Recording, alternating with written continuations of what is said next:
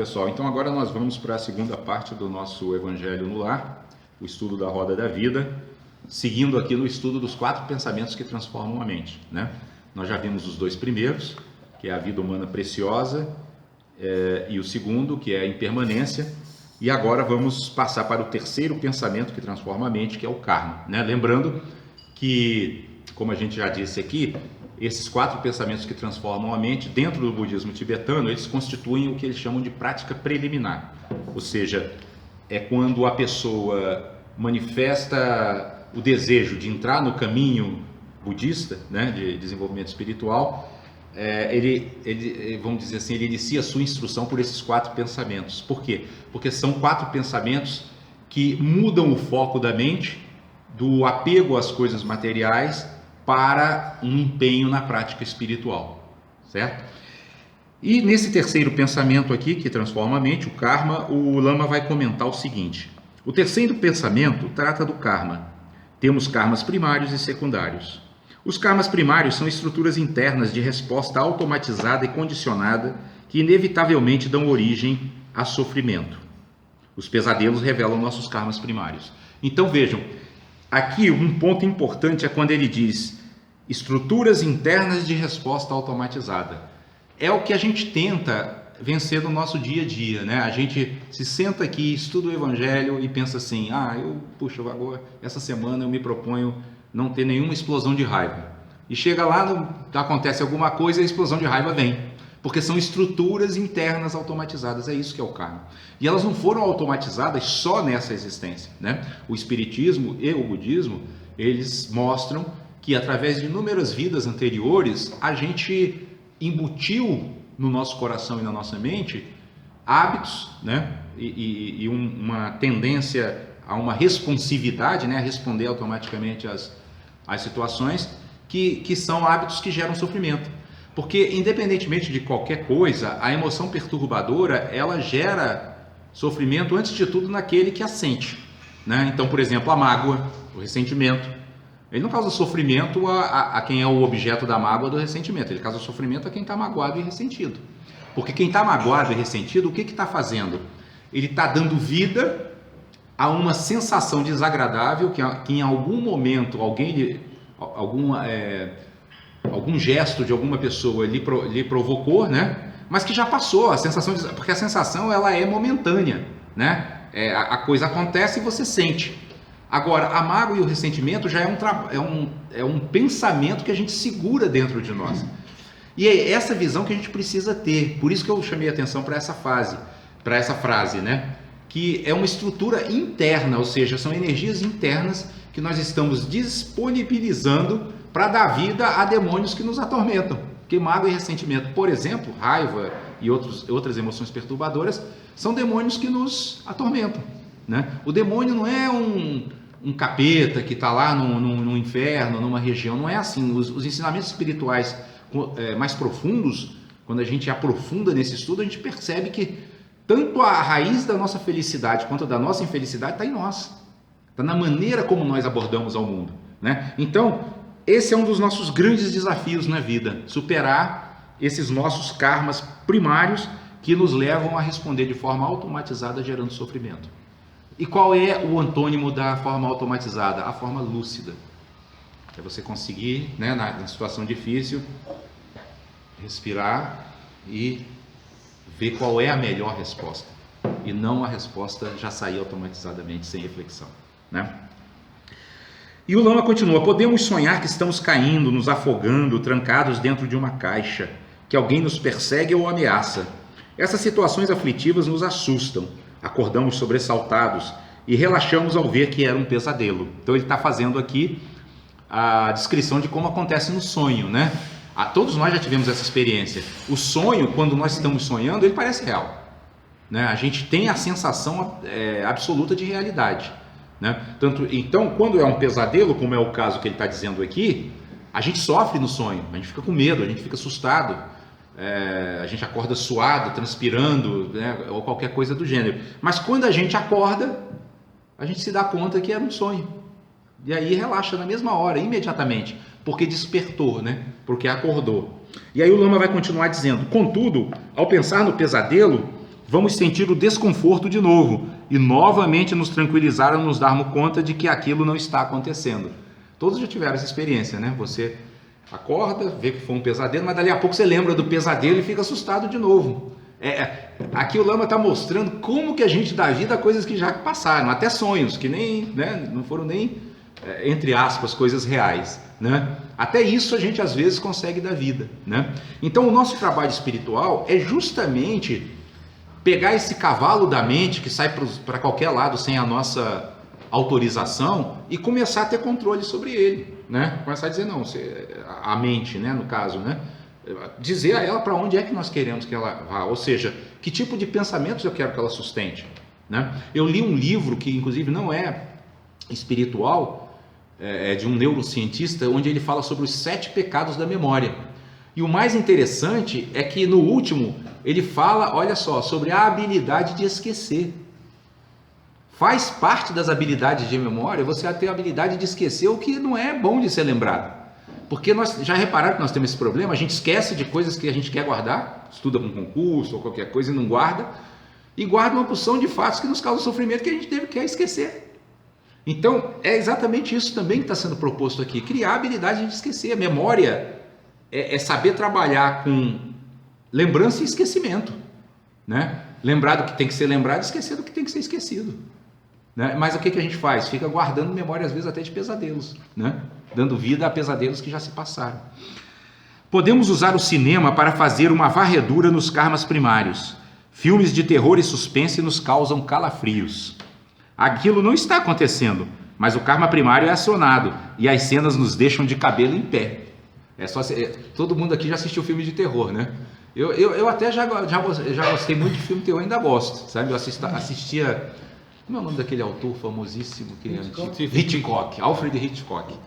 Mas ele tinha essa habilidade de saber trabalhar com os nossos karmas primários. Porque, veja bem, você está no cinema, o que tem ali na tela? Luz. Não tem mais nada, só tem luz, né?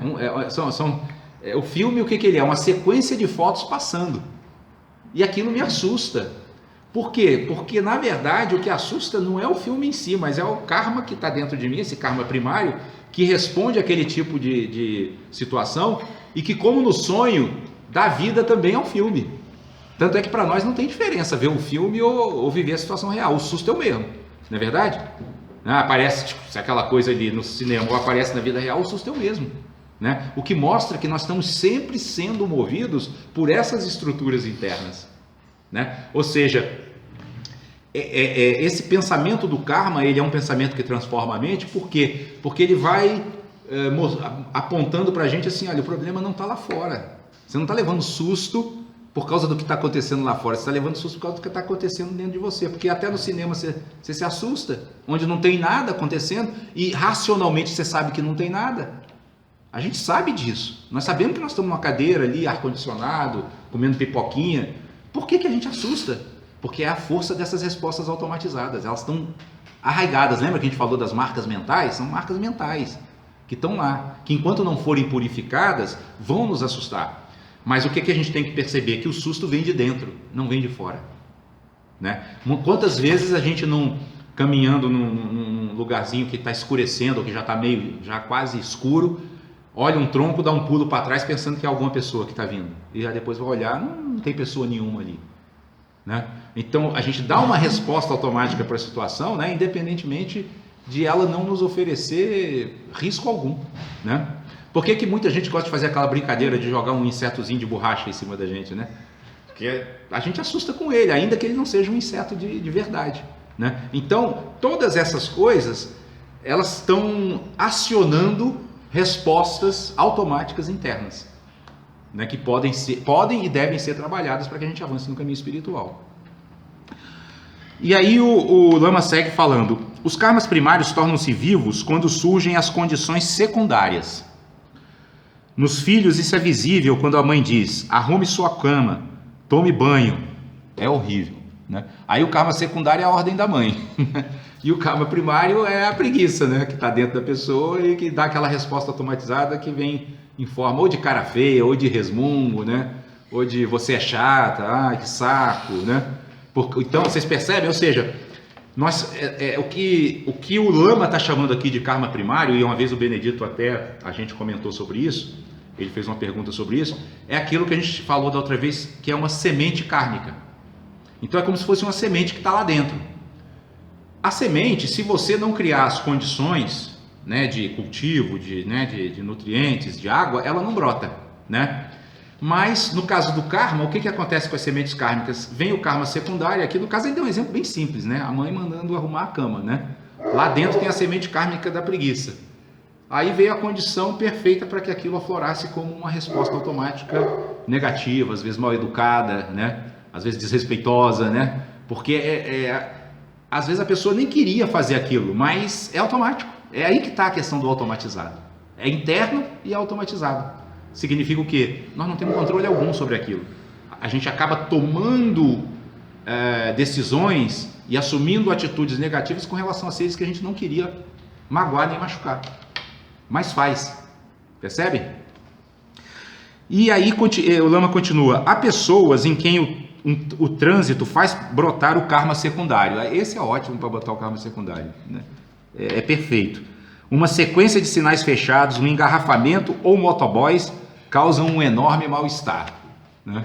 Aí você está ali no seu carro e tal, paradinho no engarrafamento, e o motoboy apressado passa e pum, no seu espelho retrovisor, né? É difícil que você controlar uma explosão de raiva, né?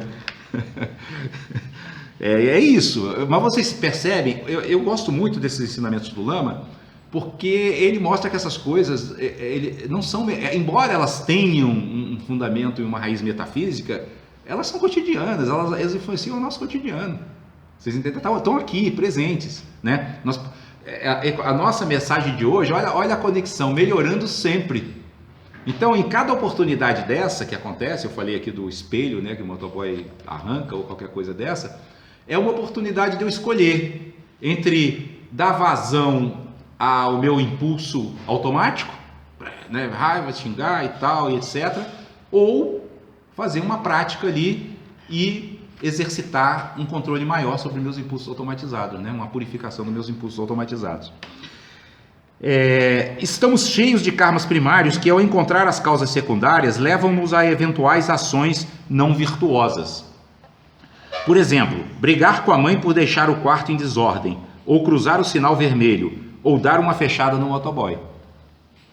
Manifestação, né? Surge o karma secundário e aí o karma primário já imediatamente se manifesta automatizado.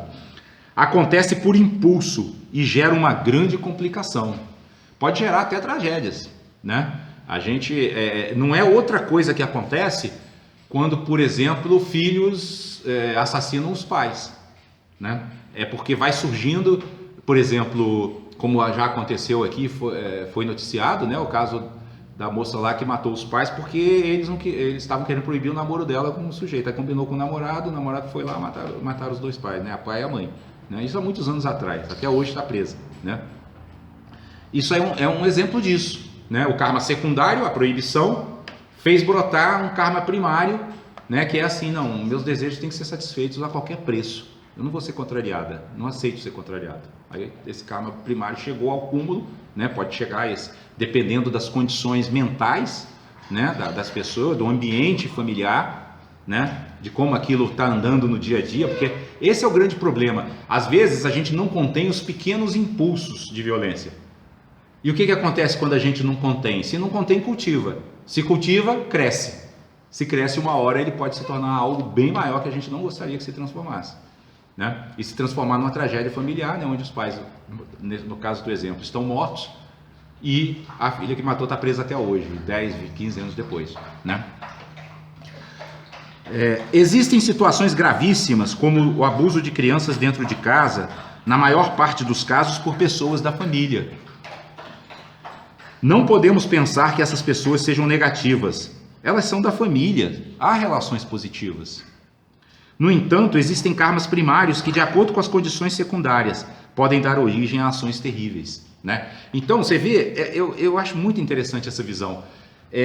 Você conseguir ver que mesmo quando acontecem essas tragédias, havia muita coisa positiva, havia convivência familiar ali, havia cuidado, né? Havia pais que cuidavam dos filhos, filhos que às vezes cuidavam dos pais. Porém, a falta de cultivo espiritual, que deixa que essas sementes kármicas fiquem ali, né, crescendo um pouquinho aqui, um pouquinho ali, a gente não dá muita atenção, vão gerar esse tipo de tragédias familiares que a gente hoje está vendo com muita frequência. E por que vê com muita frequência? Porque não há cultivo da espiritualidade, né? Já repararam, hoje existe preocupação em cuidar da dimensão física do corpo, né? Já existe uma preocupação com a dimensão emocional, né? Inteligência emocional, os psicólogos já começam a trabalhar essa coisa toda.